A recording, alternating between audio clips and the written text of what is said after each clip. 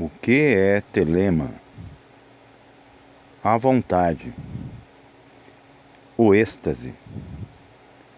Quando agimos com consciência, tem momentos ímpares em que parece que não estamos dentro do próprio corpo, em que sentimos que estamos em tudo, mas isso passa muito brevemente.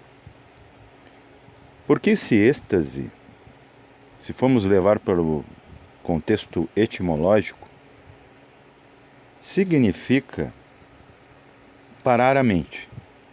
Mas êxtase também está ligado, inclusive na meditação em que ficamos parados, está ligado à palavra estática, que é deixar ereto, deixar em pé. E ainda está ligado, então, em direção à cabeça, ao alto. A cabeça ali seria a antena para essa sensação, que não é uma sensação comum, uma sensação ligada a sentidos, nem mesmo ao pensamento, sentimento, nem à ação. O telema e a consciência são a mesma coisa, é a própria vontade. A vontade não tem desejo, a vontade ela não mede, ela faz, ela simplesmente é. É a diferença entre estar e ser. Queremos estar e nos assustamos com o ser, porque o ser ele não tem nada, apesar de ser tudo. Queremos ter a sensação de pertencimento e de que algo também pertence a nós, porque não entendemos, né, a diferença entre eu e eu, ego. Crowley entendia, só que ele pega e enaltece aquela parte dos eus, né, maior e menor, e enaltece aquilo que é de imediato, porque ele sabia que a sociedade humana estava precisando, né, encontrar a verdade sobre esse eu menor. E ele instigou muitas pessoas a praticar a vida carnal com plenitude.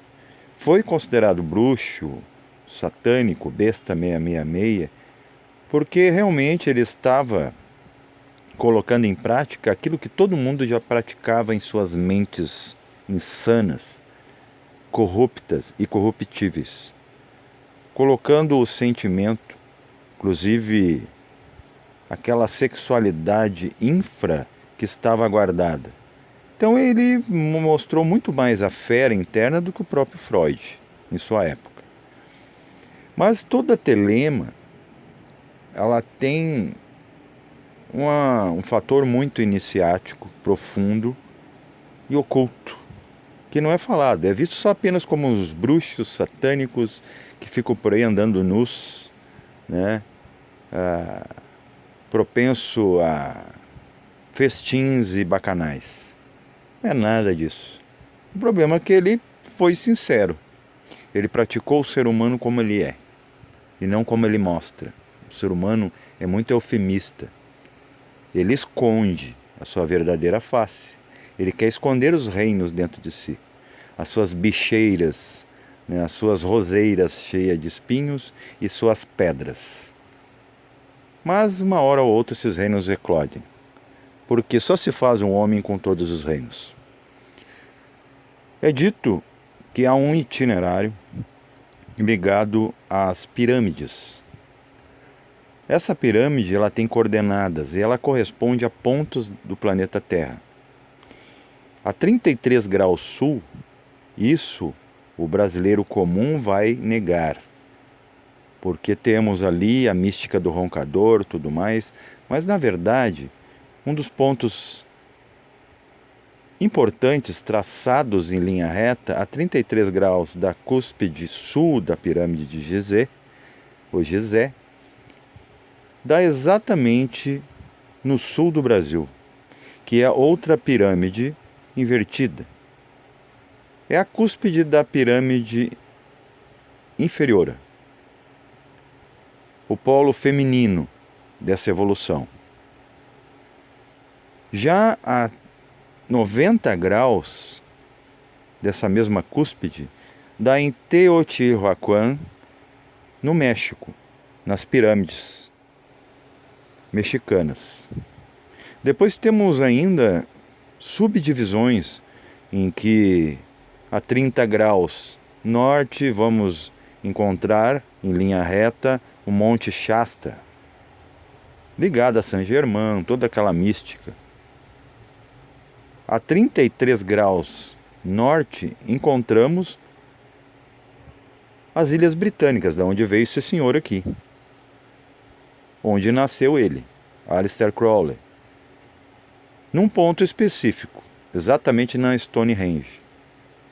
Depois temos outra inclinação que dá exatamente na Cerne da Suíça, correspondente já ocidental disso seria a área 51, nas Américas, no Novo México. Em sentido inverso, já oriental, encontramos aonde está sendo feitos os maiores experimentos da história humana sobre partículas. E depois, a 90 graus, encontramos em linha reta o Tibete mágico, da onde veio todo o conhecimento. O próprio Gupta Vidya teve mesmo um sentido prático a partir do Tibete e não na Índia. Mas a Índia ainda está nesse meio do caminho, da onde foi arrastado. E o que é a consciência? Por que alguns lugares nos deixam mais conscientes, uns mais inconscientes? Né? Por exemplo, os imigrantes vieram para o sul do Brasil, começaram a desenvolver agriculturas muito mais elevadas da forma que eles plantavam lá nas Europas. Então tem certas regiões do planeta que realmente impulsiona a transformação. É como, por exemplo, você entrar num corredor entre montanhas, você sentirá o vento muito mais forte ou acima delas do que escondido atrás delas. A consciência é a mesma coisa. Por isso que esses pontos eles têm uma significância profunda. E dela depende toda uma evolução. Ou você anda contra o vento e ele te derruba, ou você anda a favor dele, a favor das marés. Apesar que mar calmo não faz marinheiros, mas se você ir contra, você vai se afogar antes de se tornar o vitorioso marinheiro que deverias ser enquanto no mar, já que te colocaram lá. Crowley ainda tem um simbolismo, ele usava esse chapéu cônico, na verdade piramidal, porque sabia disso. Né? Ele estava num dos pontos, né? Um dos pontos inclusive mais importantes, que é a cúspide norte, nessa linha imaginária, e ele lá constrói, né, a sua sociedade telêmica, Golden Dawn, etc. e tal. Né? Temos várias derivâncias dentro disso.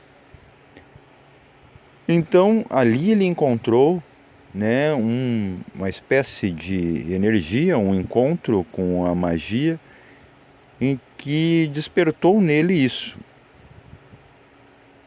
Crowley era dotado de amplos poderes que não se encontravam em humanos comuns. Ele fazia alguns prosélitos, mas também encontramos esses milagres, né, essas coisas ainda intraduzidas entre os gurus da Índia. No Tibete temos a realidade dos monges trapistas, voadores, que são carteiros. O próprio Crowley, ele fazia, né, mágica. Até o colocaram como mago, ainda mago escuro. Mas ele tem uma importância, uma abrangência muito grande na literatura de magia moderna. Né? Há muito que se aprender com Crowley, tanto é que na Gnose tínhamos o livro de Telema. Então tudo isso está correspondente do porquê que nasce esses seres, nasce um cá, outro lá, e sempre em cruz.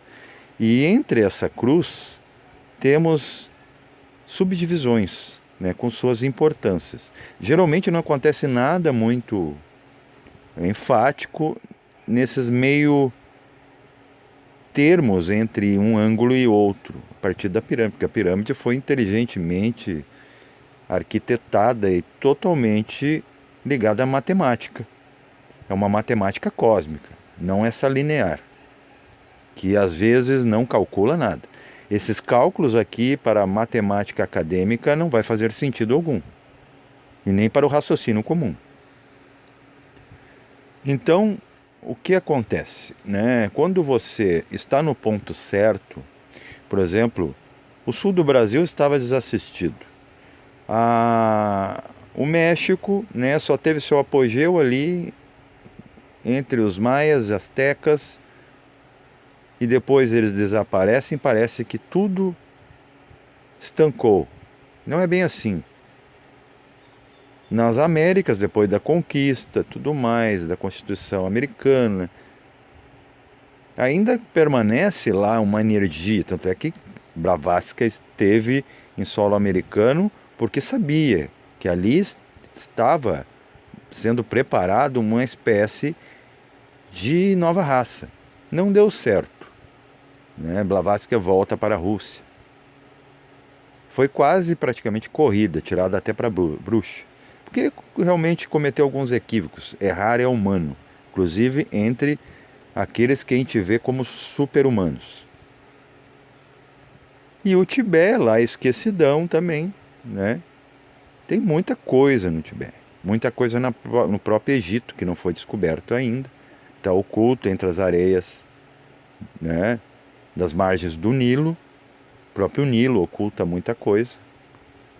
Na Antártida também tem muita coisa oculta, referente inclusive às descidas angélicas, às hierarquias que desceram aqui. Mas você não vai encontrar anjo físico, não, né? Porque se uns aí dizem que anjo não entra no astral, muito menos aqui, né? Eles não teriam adaptação ao plano físico. Mas até tem mais adaptação lá ao plano que eles dizem que não acontece, né? Que é o plano astral, que ele é mais sutil, para eles ainda eles suportam.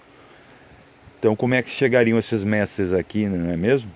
Se a consciência não atravessasse planos. Ela atravessa planos, ela atravessa mundos, oceanos e continentes até chegar no ser humano. Paz reverencial a todos.